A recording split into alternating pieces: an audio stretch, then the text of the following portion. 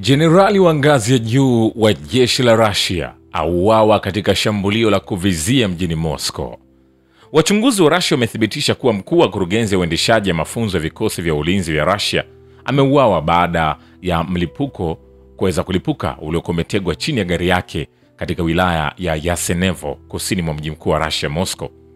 Lieutenant General Fanil Savrarov aliyekuwa na umri wa miaka 56 ameuawa siku ya Jumatatu hii leo akiwa njiani kuelekea kazini. Ripoti za awali zinaonyesha kuwa milipuko hiyo ilitegwa chini ya gari ya afisa huyo wa jeshi la Russia aina ya Kia Sorento na liliweza kulipuka baada ya gari kuanza kuondoka. Msemaji rasmi wa kamati ya uchunguzi ya Russia, Sevlana Petrenko, amesema kuwa mamlaka husika zinafuatilia mauaji hayo. Kamati hiyo imesema kuna uwezekano idara ya ujasusi ya Ukraine imehusika kwenye mauaji hayo. Inafaa kuashiria hapa kuwa Lieutenant General Igor Kirillov, mkuu wa vikosi vya ulinzi wa nyuklia, biolojia na kemikali vya jeshi la Russia, aliuawa na kifaa cha mlipuko kwenye skuta ya umeme nje ya makazi yake siku moja baada ya Kiev kuwasilisha mashtaka ya jinai dhidi yake. Aidha, mwezi Aprili mwaka juzi, Maxim Fomin, mwanablogu wa kijeshi wa Russia, aliuawa wakati sanamu lilipolipuka kwenye mgahawa huko St. Petersburg. Lieutenant General wa jeshi la Russia ameuawa leo katika hujuma mlipuko, huku vita vikiendelea huko Ukraine na katikati ya mazungumzo ya maafisa wa Russia na wenzao wa Marekani huko Miami kwa lengo la kuchunguza njia za kuhitimisha vita kati ya Russia na Ukraine. Nikwambie hivi, hatujamaliza. Vikosi vya kijeshi vya Ukraine vimepoteza karibu wanajeshi 4,300 na mamluki wa kigeni katika wiki moja ya mapigano kwenye mipaka ya Jamhuri ya Watu Lugansk. Mtaalamu wa kijeshi Andrei Marochko anasema.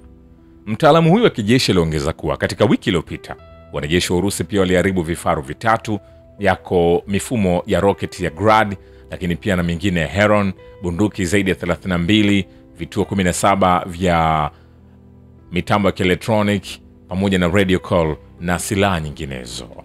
Vilevile vikosi vya kijeshi vya Ukraine vimerusha zaidi ya mashambulizi 1,000 mizinga na ndege zisizo na rubani kwenye makazi katika wilaya ya Aleshekhinsky katika mkoa wa Kherson katika wiki moja. Mkuu wa wilaya Ruslan Homenko anaripoti. Homenko aliongeza kuwa wanamgambo wa Ukraine walishambulia hospitali kuu ya wilaya ya Aleshki, minara mitatu ya mawasiliano pia ilipigwa, majengo 7 yaliharibiwa kwa kiasi fulani, vituo 4 vya umeme pamoja na magari 5 yaliharibiwa.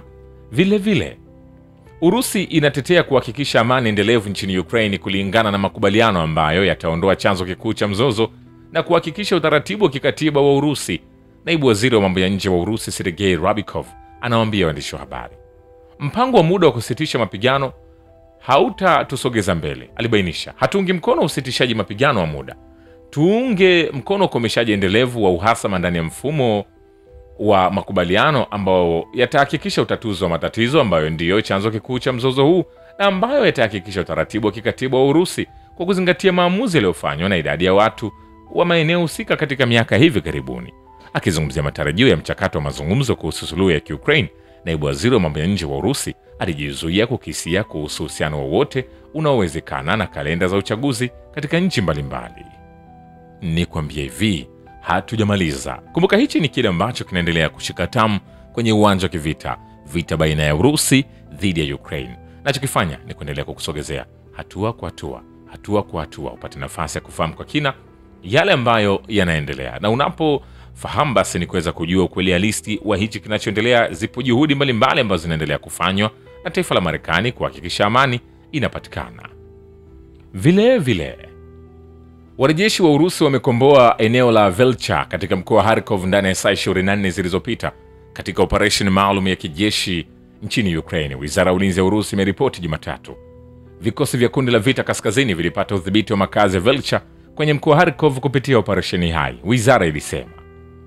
Vilevile wanajeshi wa Urusi wameshambulia miundombinu ya nishati na bandari inayotumiwa na jeshi la Ukraine na maeneo ya kupelekwa kwa adui katika saa 24 zilizopita. Jeshi la Ukraine limepata majeruhi 1265 katika vita na vikosi vya Urusi kwenye maeneo yote ya mstari wa mbele ndani ya saa 24 zilizopita. Vilevile vikosi vya kijeshi vya Ukraine vimejaribu mara kwa mara kushambulia kituo muhimu cha usaidizi cha Luch huko Engodar kwa kutumia ndege zisizo na rubani na mizinga. Maxim Pukov, meya wa jiji ambapo kiwanda cha nguvu za nyuklia cha Zaporizhzhia kipo, anaripoti hatari ya mashambulizi zaidi bado iko juu.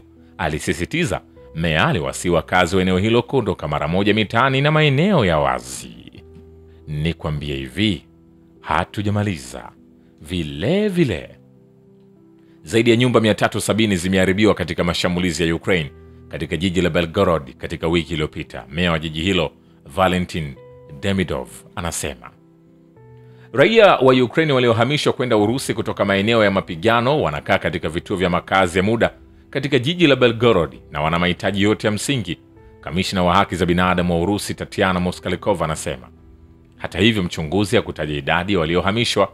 Moskalikova alisema kwamba alikuwa amefanya kazi kuhusu swala hilo mwishoni mwa wiki na kwamba kamishna wa mkoa wa Belgorod Zana Kireyeva alikuwa akiwasaidia watu. Vile kwenye uwanja wa kivita ni kwamba kikosi maalum cha kimataifa cha kurugenzi kuu ya ujasusi ya Wizara ya Ulinzi ya Ukraine ambacho kilijumuisha mamluki kutoka Marekani na Ukraine kimeondolewa, vyombo vya usalama vya Urusi vinasema. Katika moja mstari wa mbele, vikosi vya jeshi la Urusi vimeweza kuondoa kundi maalum la kikosi cha kimataifa cha Ukraine. Mamluki kutoka Marekani na wanajeshi wa Ukraine waliouawa ni pamoja na Jones Tiwinget, Zacher Brian, Baluk Taras na Samsonov Maxim Grigorevich, chanzo cha shirika hilo kilisema. Aliongeza kuwa amri ya Ukraine inaendelea kutumia vikosi maalum vya wasomi kama wanajeshi wa kushambulia. Sasa mamluki wa kigeni wanazidi kuonekana katika safu zao. Vile wanajeshi wa Urusi wanapanua eneo la ulinzi karibu na Seversk lililokombolewa kutoka kwenye vikosi vya Ukraine. Mkuu wa Jamhuri ya Watu Donetsk Denis Pushilin anasema, tunaona kwamba eneo la ulinzi karibu na Seversk linapanuka tena mita kwa mita, alikiambia kituo cha runinga cha Russia 24. Kulingana na Pushilin, uhamishaji wa raia kutoka jiji unaendelea. Ukombozi wa Seversk ulitangazwa mnamo Disemba 11.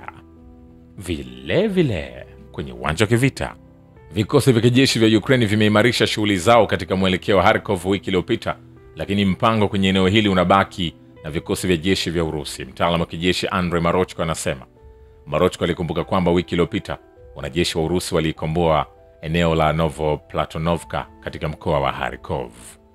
Shukrani kwa Bablo Kivita na Historia ya Dunia. Mimi ni Richard Shio, The Rich Voice. Ni follow Instagram na TikTok kama Rich Voice Official. Asante.